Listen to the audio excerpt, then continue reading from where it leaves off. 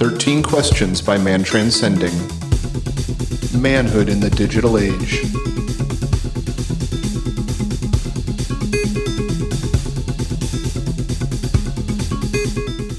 Welcome back to 13 Questions, the podcast where we ask 13 or 14 questions of mostly men in all different walks of life and all different ages about some things they've learned along the way, sharing a little wisdom, passing down a little wisdom the 21st century way to our listeners.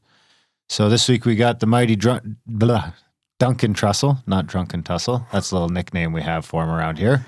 But Duncan Trussell is here in Man Transcending, and he pushes back on the questions a little bit. But I mean, we actually have an extra long extended section with Duncan. I want to say we went about 40 minutes in the extension. We did the bonus questions or the extra questions, plus we just rambled on for a little while after that. So it was a great answers, and we welcome any of Duncan's audience or fan base that's come over to check out his answers. You will not be disappointed, promise you that. Hopefully you check out the rest of our back catalog as well. I believe this is episode 6. We've already got 10 or 12 more interviews recorded, so we're not stopping with this thing. Balls to the wall.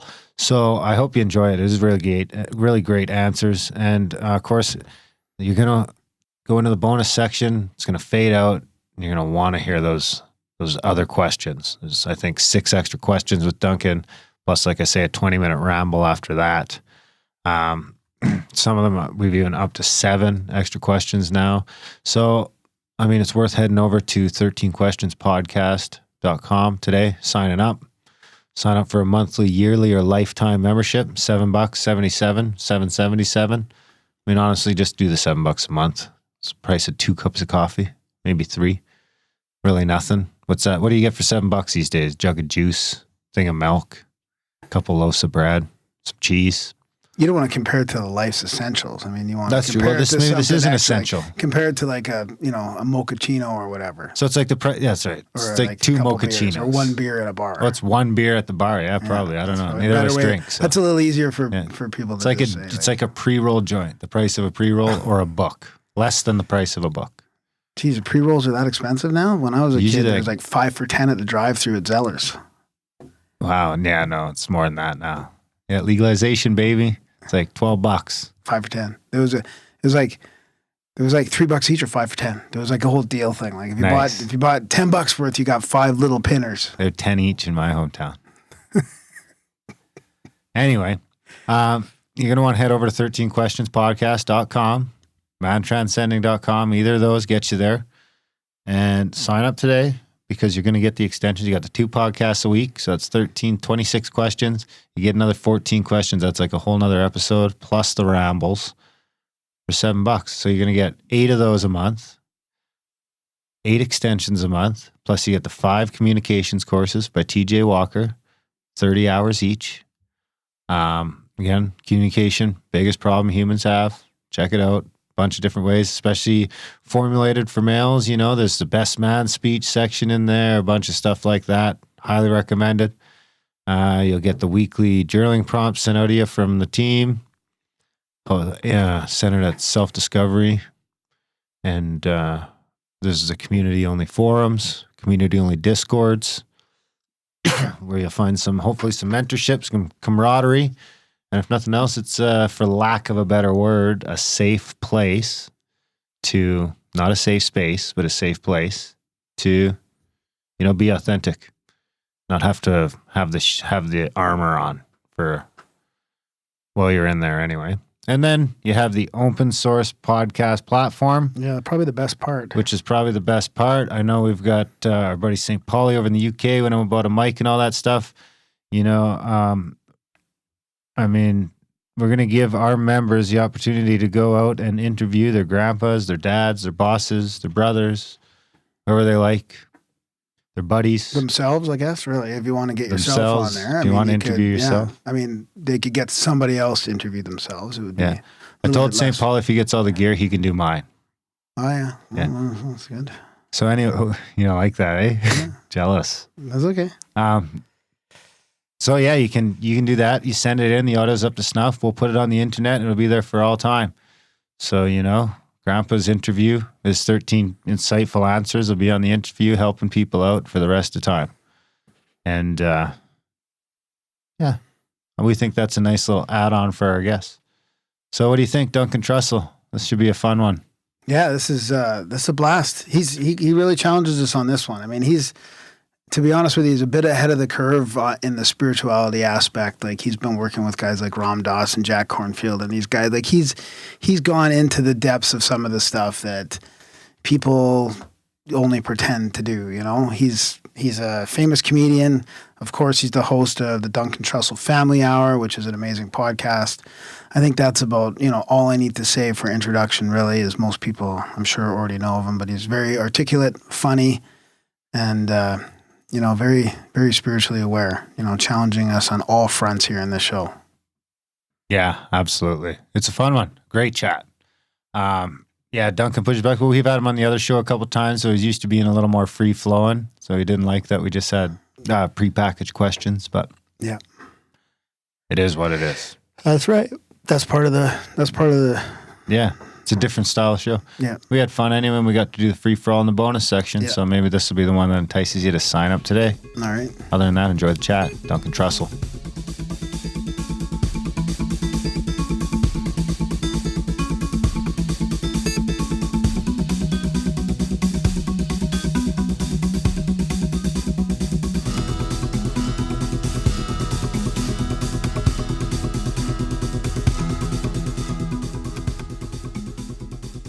Okay, welcome back to 13 Questions. This week we've got the mighty Duncan Trussell, who everyone knows. We've been looking forward to getting him on the show. So I think we won't chit chat too much. We'll jump right into it. If I could just find the questions here, you'd think I would have them memorized by now, but I don't. Thanks for coming on the show, Duncan. Thanks for having me. So we'll jump right into question one. And that is, what was the best advice ever given to you, and would you modify it at all today? Well, the best advice I ever got was to have a steady meditation practice, and I would not modify it at all.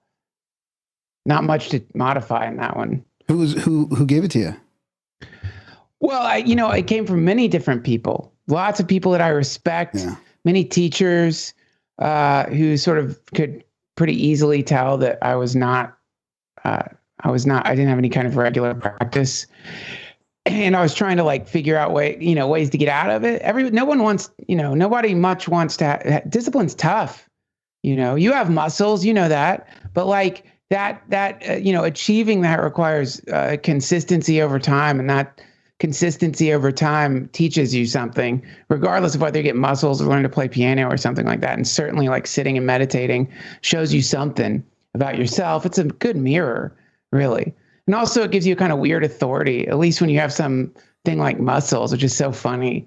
People trust disciplined people more, it seems like. They just have a natural trust of people who have in any kind of way mastered themselves, it seems like, which is fascinating. It's actually kind of dangerous, because it's just because you could do something consistently over time doesn't mean you're safe or cool. Doesn't mean your intention is true. Yeah.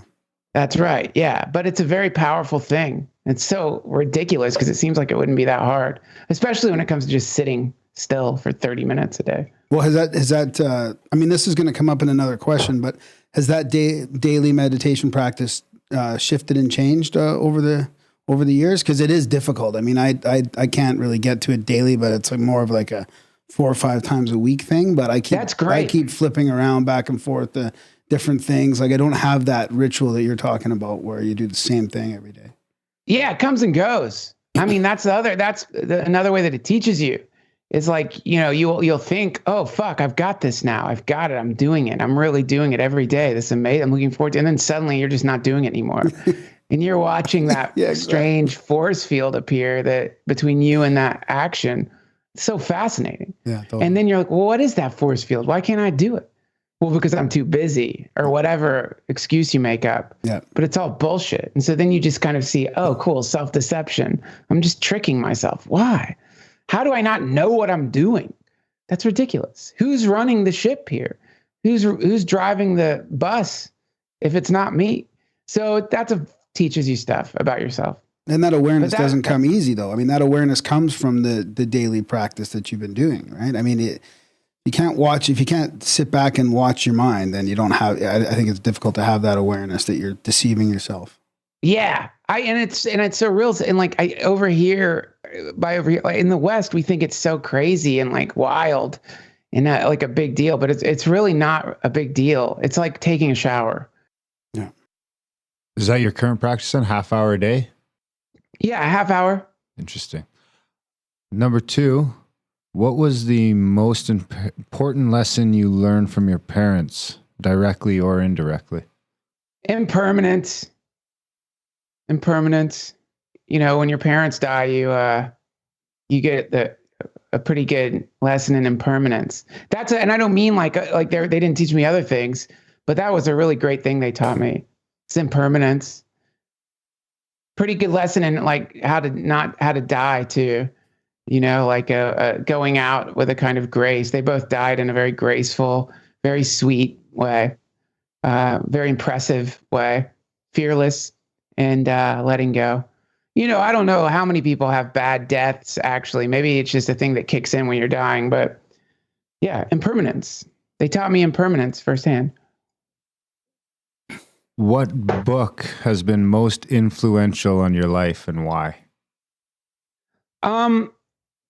It's like that question's weird because I think it sort of forces you into this like, oh, there's a book that runs through my whole life. I don't think there's just any single book. It seems like various ones pop up in different phases. You know, I don't have that consistent as self to be like, oh shit, man, it's this book. I mean, there's easy answers to that, but I do find Chogyam Trungpa Rinpoche's Cutting Through Spiritual Materialism is a fantastic one. And I find myself going back to that a lot these days. Excellent. We're going to get quite the library out of these book questions, exactly. for sure. Yeah. Number 4, what daily habits or rituals do you have, and do you recommend them for others? I don't. I wouldn't recommend meditating to people because I think it's a thing that just happens and no need to impose it on yourself. But right now, that's one that I've got that I like a lot. If I were to ask your best friend, what is the one thing they would say you need to work on the most? I don't think they would like that idea. I was thinking about that question. I thought, and then I was like summoning up that model of best friend or friend, which is the corrective friend. You know, like, boy, you need to improve this or that, man. And like, that whole corrective bullshit is like, I get it. You know, the idea of like, let me help you, man. I'm going to show you how to be. But I think a really great friend and like, you know, also the term best friend is a wild friend idea concept too, you know, like a hierarchy of friends, like you keep a little cabinet with your fucking pictures of your friends in order, depending on who's like acting the way you want them to that week. Going, all right, I'm going to put David at the top this week. But, you know, that idea of the corrective friend, I hope is going the way of the fucking dinosaur. You know, a really good friend, man, a really good friend is just there with you, you know, the way you are. It's a pretty great feeling to be around people. And I've fucked up. I've been the corrective friend so much. It's horrific when I look back at the many times I've tried to like teach my friends. But I think that's a waste of time. So not even, you know, people keeping you on track or keeping you accountable to what you say you're going to do, or? Yeah, I think that whole thing is like a kind of, it's like, that whole thing is based on this like modern concept of just essentially like finding different ways to not like yourself. And all that's built into the idea that if you change this thing or that thing, you're going to be valid or worth something. And I think that kind of internal dialogue people have with themselves every single fucking day is just it's really exhausting. Not to say that like the habits that are detrimental to you or your community or all the little things within you, particularly like, whatever it is that but I don't think I think that's only like a little piece of who people are. And mostly people are so good at looking at themselves and thinking about what they need to change and not even witnessing how beautiful and incredible and like all the amazing stuff they have overcome in their lives to be where they're at. I think it's better to focus on that. Cool. That's a good answer. Thanks. What are you most curious about? Yeah. Well, right now I'm like extremely interested in the learning curve. Or the process of learning or the process of acquiring skills and the arm wrestling match you go into when you start learning stuff and the meta data that seems to be encoded into the learning curve. And how the learning curve is a wall, basically, or a kind of like membrane that separates huge swaths of the population from other swaths of the population, and that you can't buy your way through the learning curve, which is pretty cool. You can get a teacher and it'll shorten the time, I think. Maybe there's like nootropics or something, or like some kind of like medication you could get that might help your cognitive processes. But you just can't, you got to like climb the fucking thing yourself. So I kind of love that because it's this, it's a force field and or another way to put it might be, it's a mountain and there's no Sherpa.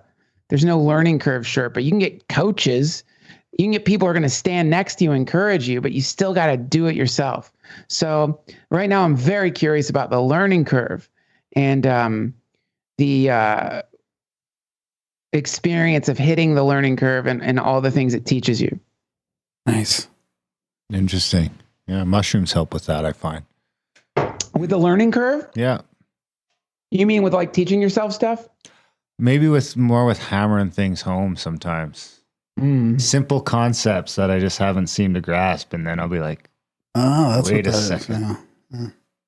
Oh, I see. Yeah. Like maybe they show you a different angle on things that you aren't seeing. What was one of the most embarrassing experiences of your life? Yeah. Embarrassing. Well, I'm a comedian, so like, am I allowed to like just put every single time I've just desperately eaten shit on stage into like one basket of embarrassment? Yeah. Because I can't think of much more something more embarrassing than What does that feel like? Well, it's like a combination of many, many things. So the best way to put it is you feel like ashamed, rejected, a failure. All of your sort of imposter syndrome stuff is fully confirmed. And kind of worse than that, you feel like you're a narcissist, or how dare you be so puffed up that you would come standing on stage and try to make people laugh. Who the fuck do you think you are? And if you've ever had any kind of injection of the voice of a suppressive person in your life, and many of us have, if you haven't, wow, you're lucky. But because so many people don't understand the learning curve, when they encounter a person who isn't good at something and is trying to get better at it, oh man, they are merciless because they think that it like indicates a lack of talent, this myth of talent, And so anyway, all those voices will come bubbling up in your head as you're driving home, and it hurts. It's just a really bad feeling. And it's an especially bad feeling if the reason it happened is because you weren't working hard enough, because you haven't been like writing or going on stage enough. Oh God. It's just, French kissing justice. Lady Justice. Lady Justice is a harsh mistress. Yeah. Emperor Justice in this case. It's like French kissing, like just a gristled, powerful, completely correct, autocratic man. What is your greatest fear and how do you overcome it? You know, I used to be really terrified of death. And I think death is the mother of fears. And for a lot of people, sort of like if you can like deal with that one, then all the other fears kind of go away. So in the past, I had a very deep neurotic fear of my own extinction, specifically because I had cancer. I was living every single day in a real fear realm where I was always afraid it was going to come back. And the way I dealt with that was by taking like going to the doctor, and not being afraid of getting the scans, and not falling prey to like all the cowardly ways you tell yourself to not do something that you're afraid to do, like the bullshit weird, idea that it's the doctors that make you sick, that kind of stuff, which is what I was telling myself to get out of just facing the reality of like, dude, you've got to get enough. You have to go in once you've had cancer and get scanned every once in a while. And out of fear, I stopped doing that. And, but then I started doing it again, realizing like, what the fuck am I doing here? So that's one way. Direct action. The fear is the X marks the spot on the treasure map most of the time, unless you're like running from a tiger, in which case don't go to, that's not an X, that's a tiger. But usually like if you're afraid of something, it's like that's the class for a lot of people, fear is getting a letter in the mail from a very elite university that's inviting you to take a class that they've decided you're ready for, and to not open the envelope or to turn your eyes from it or to do whatever the many tricks people do to try to not confront fear is to actually keep yourself out of a pretty amazing university. Yeah, we did a great episode on that with a listener actually about Bono, which I think it was the Buddhist, he was learning a different style of Buddhism that was all about Bono, which is fear, like facing your fear and getting through that, like physically going out and doing things that you're scared to do and, whatever to get through that. Yeah, it's great. I mean, you do have to, it is like, it's such a like funny thing. People know the word fear, but then they don't even know it. I mean, no one spends much time really even thinking, what does it feel like to be afraid even? What is that? And then you think you're afraid and you realize I wasn't really afraid. I was anxious. Mm-hmm. It was more anxiety than fear or it's like laziness. It wasn't even really fear. I mean, when are you really afraid? Usually it's some kind of uneasiness or something, or usually it's a whole like grouping of a few different emotions all wrapped up into something. And you're like, I'm afraid. You're not really afraid. Usually you're nervous. Yeah. Getting a nice burst of like chased by a fucking knife wielding clown or something. That doesn't happen very much. I mean, it depends on what neighborhood you're in. Yeah. In the Southeast, I think it's prominent. Yeah. A lot of clown problems in the Southeast these days. It's really fucked up.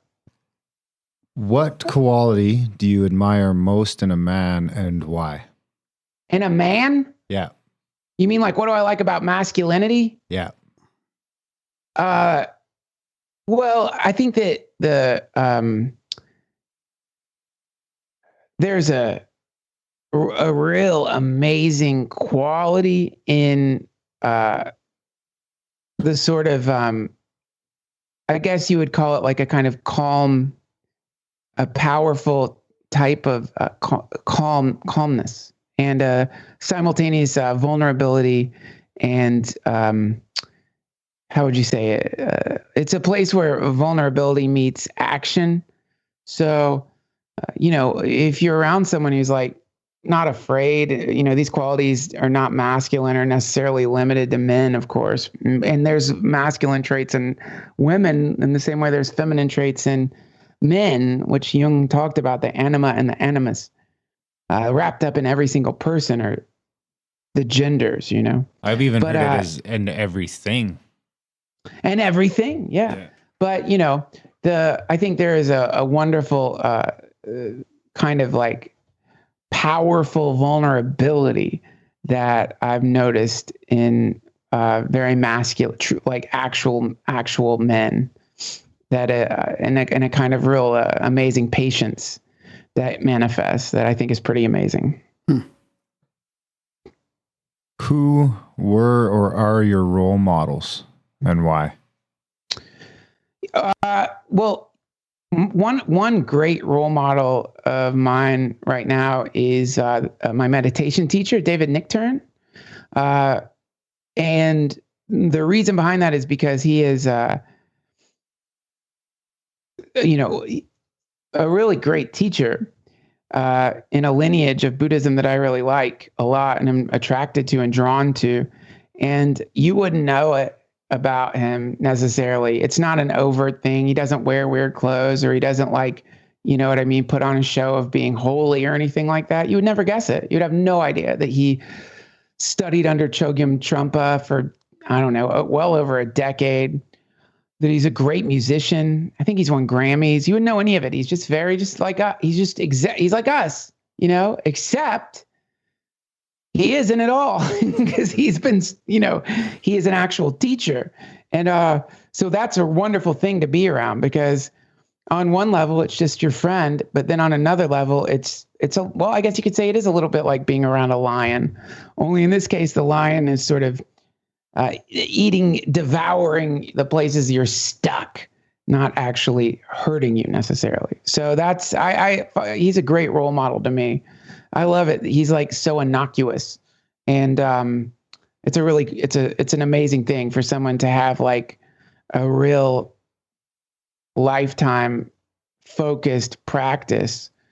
It's just not a big deal, That's what I like. It's not a big deal to him. And I think that's super cool and a good sign in a teacher. Mm-hmm. A good sign in anybody, even. Right? Yeah. Yes. What institution of society or structural aspect of modern life would you change given the chance? This is a tricky question, but for me, by answering this question, because there's so many difficulties in the world right now, you kind of instantly sound like an asshole, right? Because it's like, what are you going to do? Prison reform first? Is that where you start? Education, education. Banking. Where do you? Militic was like, and the Fed. Yeah. Like, right. Like, is it going to be that? Okay, we'll end the Fed. But then what about, the massive homelessness in the streets of the United States? Yeah. What about, will ending the Fed stop that? Like, what is the question, I think is good, but I think that the core issue is, how do we improve society? And I think the most pragmatic way to do that is to start with your family. And to start with your relationship with the people who are directly around you. So, as Jack Kornfield says, tend to the part of the garden that you can touch. Mm-hmm. And I think a sort of exploration of an individual's identity and the problem of suffering and the false solution presented to us. That if you go here or there, or eat this or that, or take this or that, or buy this or that, your suffering will in some way or another be assuaged, or that there's some point after, shifting phenomena around in specific forms where your suffering will diminish. I think that if we could stop that delusion, then we would solve all the other shit would naturally get fixed. Because the way that people exploit other people is by tricking them into thinking that if they go here or there, or change this or that, or move this or that around, or buy this or that, or take this class, or do this thing, their suffering will end. And there's all kinds of flavors to that lie. But at the moment you analyze yourself and begin to understand what suffering is and why you suffer, then all the tricks don't work anymore like that. Yeah, good answer. What is the most courageous thing you have ever done in your life and seen? I think the most courageous thing I did, and it doesn't really sound that courageous, because courage is going to be specific to the individual. But yeah, for me, it was like getting my fucking goddamn cancer scans done. I've been putting it off for so long, I'd become neurotic about it. And I got a great doctor who was just like, what are you doing? Like, what the fuck's wrong with you? It's basically what he said. He's like, what are you doing? He's like, you got to get these. You have to do this. I'm like, I don't know, man. I think the x-rays cause cancer. He's like, no, they don't. You're wrong. I'm a doctor. He didn't say it like that, but it's beautiful. And I got out of the way, you know, all the blood tests, all the scans. So yeah, that took took personal courage to do that. It did, but you know, not that much. just a couple of steps, and it was done. What about scene? What about what? What about one of the more courageous things you've seen? Oh, the more courageous things I've seen. Well, I'll tell you, man. I always think my there's when like courage, what pops into my mind is I think about the Dalai Lama a lot, you know, because it's a person who is, you know, a refugee, and he has so like no bitterness in him, and he's really fully sort of given himself over to like being this like mascot, so to speak, for love, an emanation of love.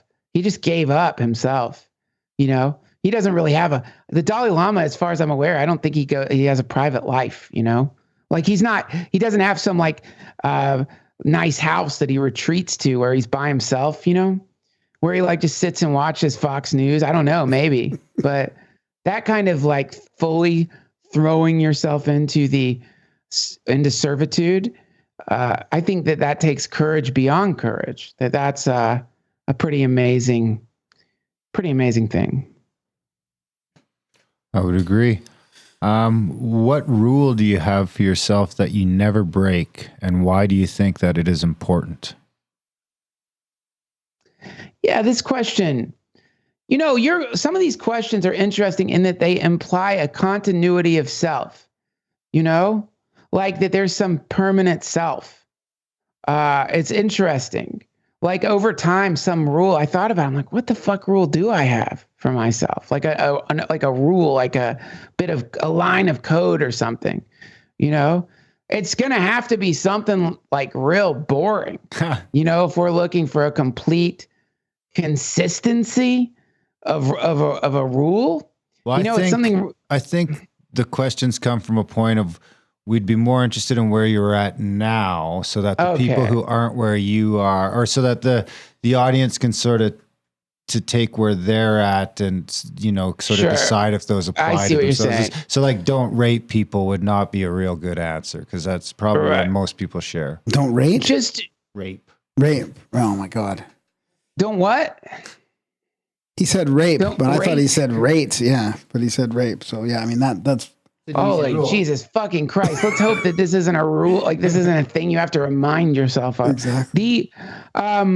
It's to be kind to, the rule is be kind to yourself. Just, it's like, it seems so insane, but like, I don't know how long I spent just really hating myself and really like just brutalizing myself because I'd ingested the fear dynamics of my family into my psyche. And so I had this echo bouncing around in me, which was just the, you know, residual kind of momentum from a sort of chaotic upbringing. And so, yeah, I think many of us have that right now. You know, people are just, they are so fucking cruel to themselves. It's wild. You know, they just naturally, without much thought, will say shitty things to themselves, you know, just offhand shitty things, or they'll insult themselves to other people, or they're always apologizing, always sorry, or their like shoulders are just hunched over and they walk around with this like incredible sadness and shame. And they believe it when people tell them they're bad. And they believe it when people say that they've done something wrong when they haven't. And so it creates a really life condition that is not conducive to being compassionate to other people. Because if you can't be compassionate to yourself, how are you going to be compassionate to people around you? So I think that being kind to yourself and learning how to love yourself and forgive yourself is for me, that's a rule that I guess if you want to call it a rule, that I try to stick to. Yeah, that's a great one. Because I mean, if you're not doing that, you're talking negatively yourself all the time. I mean, negative self-talk and all this. I mean, it just affects your gratitude in so many ways as well. I mean, and your That's whole right. well-being. I mean, it does have a really big effect. So yeah, that's a good one. It does. And when someone's being a jerk to you or weird to you or whatever, it's almost 90% certain that they are flogging themselves every day in the most horrific way. And that's so sad. Because it's just really what's happening is because most of us are just seeing projections of ourselves around us. You know, if you don't love yourself, then you're going to be surrounded by assholes. And you're going to think, holy fucking shit, man, this world sucks, man. People are fuck. It's fucked up here, man. But really what you're seeing is the parts of yourself you can't love. So this is the glorious thing. If you want to experience with if you experiment with multiverse travel and you want to experiment with like the many varieties of universes that you can access at any given moment, just start loving yourself. Figure it out. Cultivate compassion for yourself, and suddenly you'll find yourself in a world where there aren't quite as many assholes as there used to be. It's almost a mysterious thing. They all seem to vanish. Yeah. Awesome. It's like asshole repellent. It's actually, yeah, it's not asshole repellent. It would be more of something that actually transforms assholes. I mean, some people like assholes, but you know what I'm saying. It's like asshole alchemy. Yeah, that's a better way to put it. Yeah. Usually you're the asshole is the problem, and you're not an asshole. Well, I mean, you got to love your asshole. If you don't love your asshole, you're crazy, man. Just think of what it does. It helps you get rid of so much shit every day. It doesn't complain. It just does it, man. So similarly, you got to love yourself, all of it. You know, as they say, no mud, no lotus. What qualities should a man strive for in today's world? Yeah, that's a good one. Well, I think that, this really hilarious thing just happened with the Gillette bullshit. You guys remember, did you catch that drama around the razors? We tried to ignore it, but yeah. And so all of a sudden the internet got populated with these like dudes like throwing their fucking razors in the garbage disposal and filming themselves doing that. And they were being very shrill about it, And I thought, whoa, that has got to be the least masculine thing I've ever seen in my life. Like if you're YouTubing yourself as an adult, male or female, putting your razor in the fucking garbage disposal and then like clearly angered by this and then uploading it, I'm assuming you've got kids and that's just going to sit on the internet forever. I think what you're seeing there is not masculinity at all. You're seeing aggression.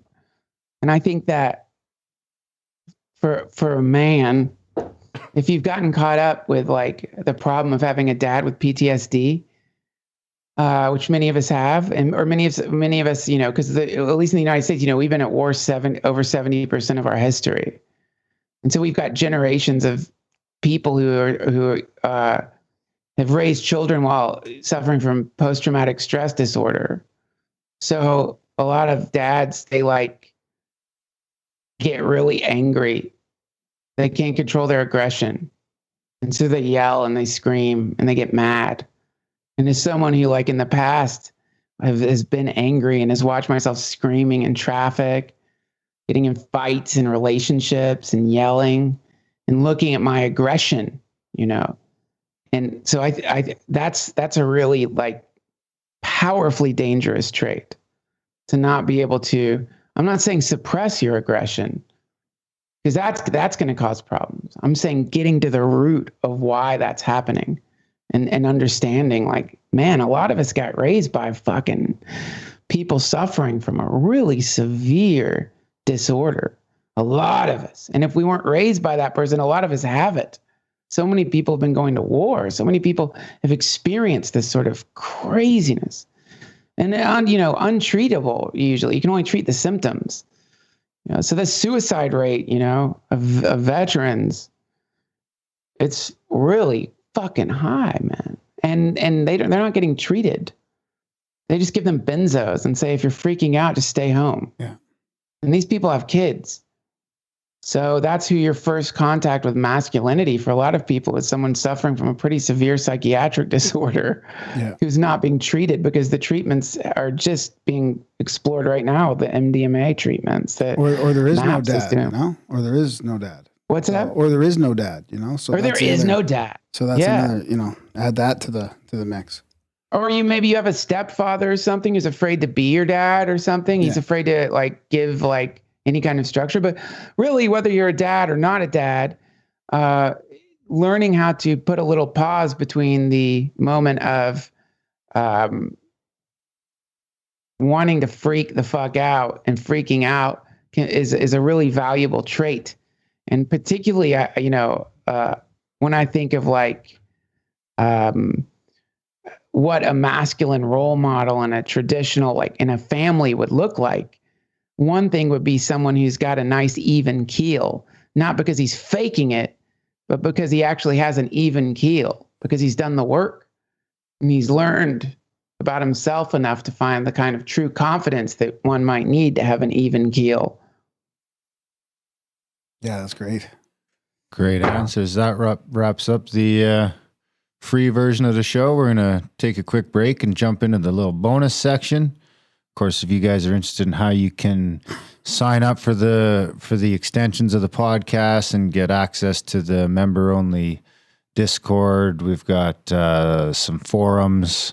You get access to a bunch of communications courses, 5 different communications courses, and some other great stuff porn. too. And tons of porn. Head over to 13questionspodcast.com and sign up today, or mantranscending.com and sign up today. And become a member. So here we are in the bonus section, Duncan. Hi. We got a few more questions here we can do. Sometimes we do a little synopsis at the end, and we'll just see how it goes. We'll start out with the 5 bonus questions, though. Bonus questions. Yeah. Number 1, what would you tell your teenage self? This is so funny because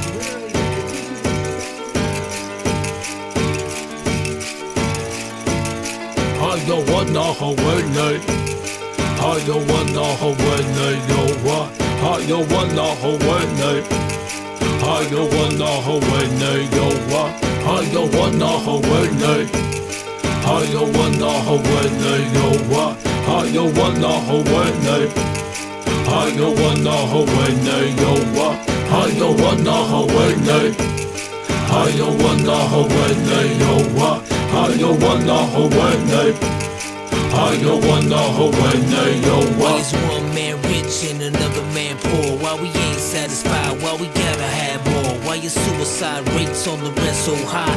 Why I tell you the truth but you say don't lie? Why is being a good father at an all-time low?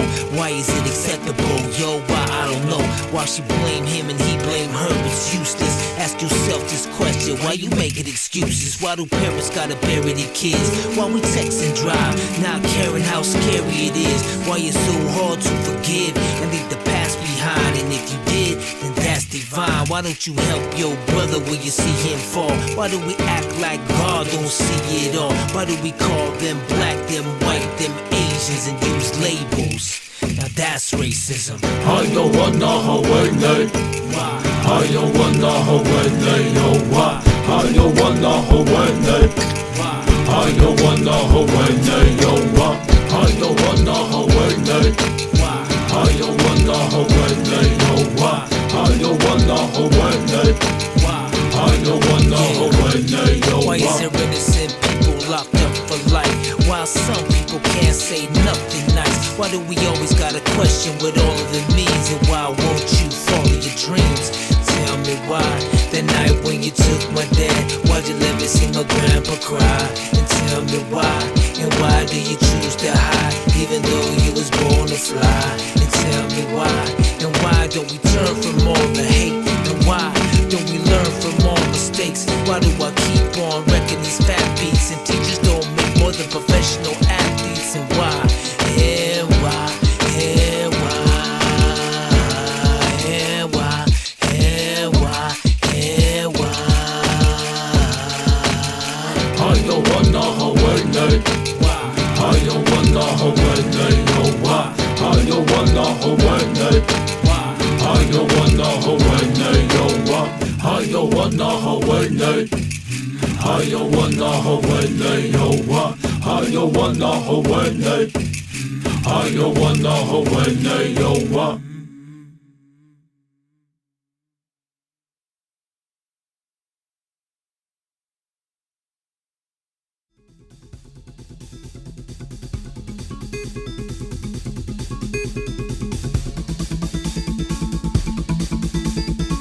This should be considered entertainment and not therapy. We hope you benefit from our resources available at 13questionspodcast.com. Thank you for listening.